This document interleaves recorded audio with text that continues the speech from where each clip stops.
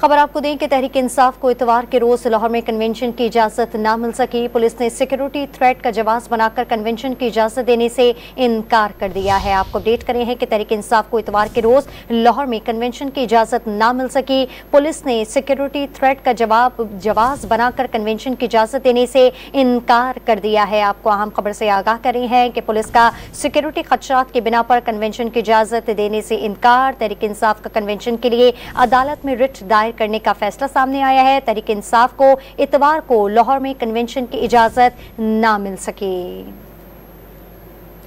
तहरीक इंसाफ को इतवार के रोज लाहौर में कन्वेंशन की इजाजत ना मिल सकी। पुलिस ने सिक्योरिटी थ्रेट का जवाब बनाकर कन्वेंशन की इजाजत देने से इनकार कर दिया। तफसील जानते हैं डॉन न्यूज़ के नुमाइंदे मियां शोएब हमारे साथ मौजूद है। मियां शोएब, आगाह कीजिएगा।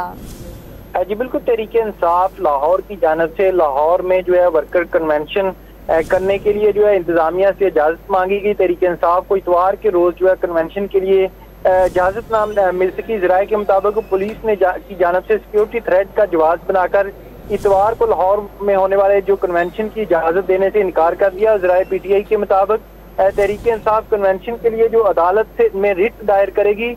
तहरीक इंसाफ की जानिब से इतवार के रोज मोची गेट लाहौर में जो कन्वेंशन का ऐलान किया गया था। जी बहुत शुक्रिया तफसीलात देने के लिए मियां शोएब आपका।